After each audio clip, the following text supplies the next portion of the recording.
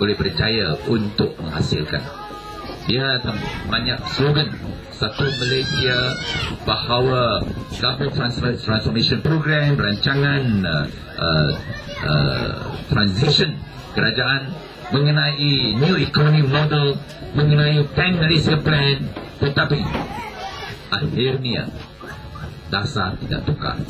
Dasar lalu teruskan korupsi dan penyelewengan kuasa tidak berubah.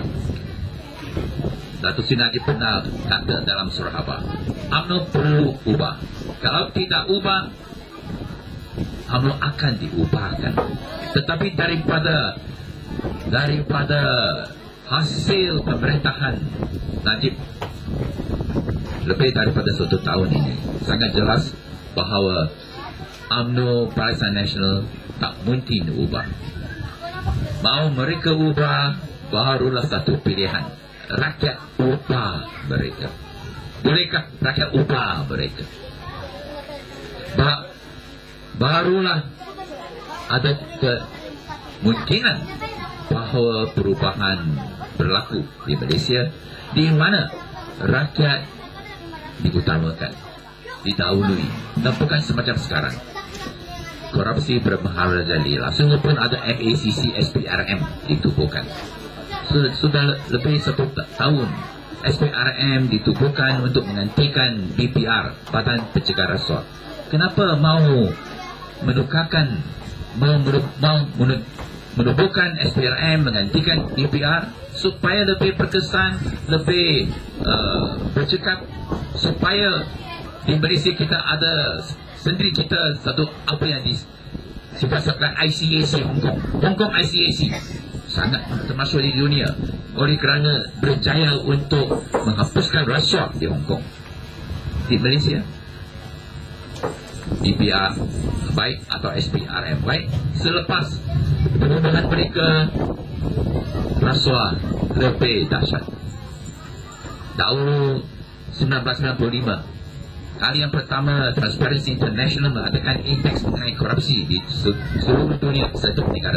Malaysia tangga 23 1995. Ini pun sudah dianggap sebagai sangat rendah. Tidak patutlah tangga 10, 15. Sekarang yang statistik yang terbaru tahun lalu, Malaysia tangga 56, jatuh, sudah tidak baik, jatuh lebih teruk. Ini ialah satu tanda bahawa Malaysia di bawah kerajaan Barisan Nasional dan UMNO tak mungkin ubah. Keputusan pilihan kecil baru ini disibuk menunjukkan bahawa kita ada harapan untuk membawa perubahan di Malaysia.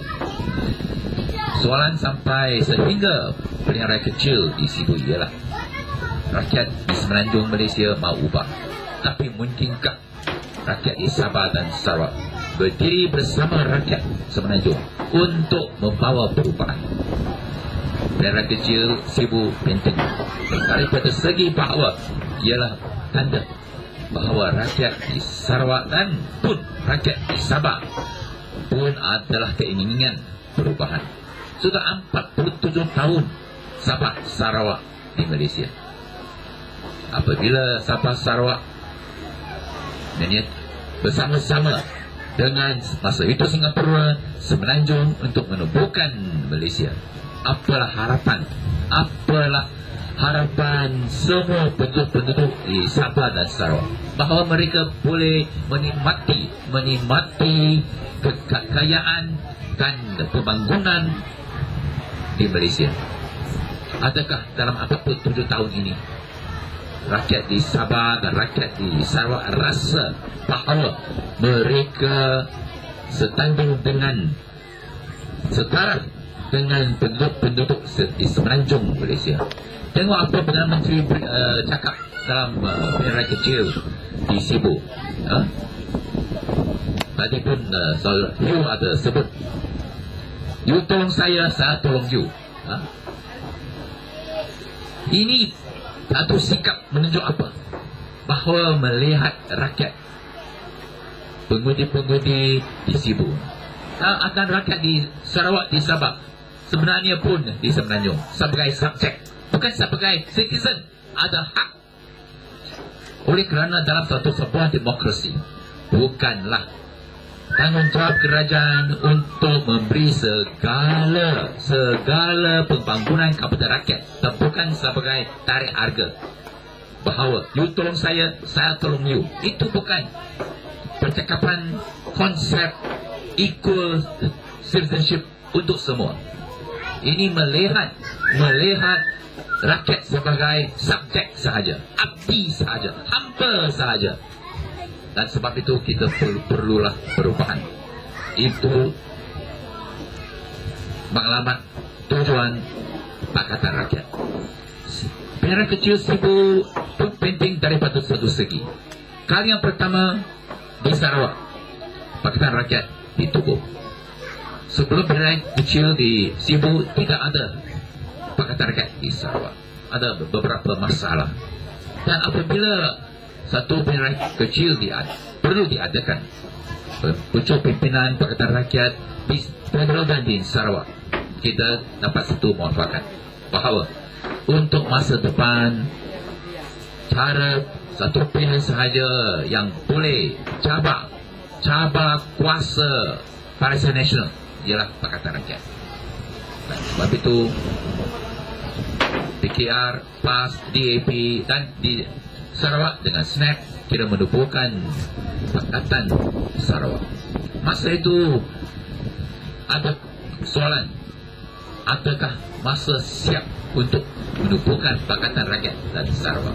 Sama ada calon Pakatan Rakyat yang pertama yang kita kemukakan boleh menghadapi cabaran, tetapi akhirnya kita menang. Sangat susah. Apabila kita bermula, kita tahu bahawa odds bukan pihak kita. Saya ada sebut masa itu 40% sahaja kita ada kemungkinan boleh menang. Tetapi akhirnya kita menang. Yang menunjukkan sebenarnya rakyat Sarawak siap sedia untuk bersama-sama dengan rakyat Malaysia seluruh negara kita untuk membawa perubahan. Dan kita harap ini pun sama dalam Sabah.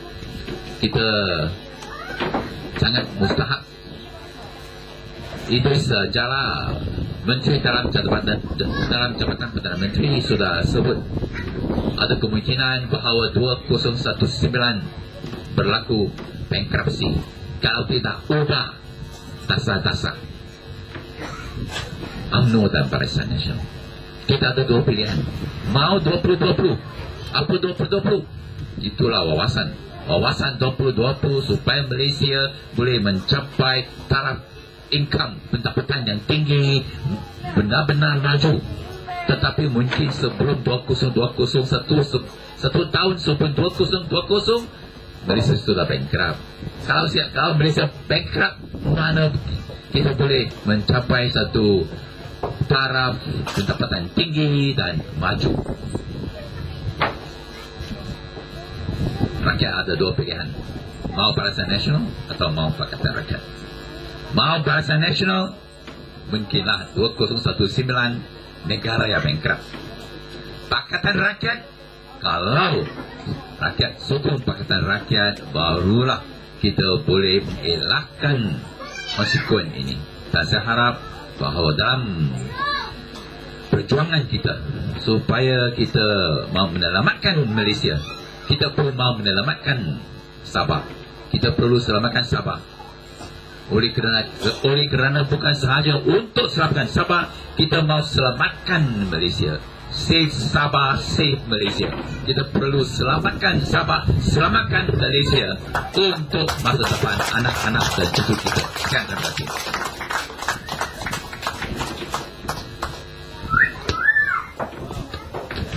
Terima kasih di atas ucapan yang berhormat tadi. Untuk kita meneruskan agenda seterusnya.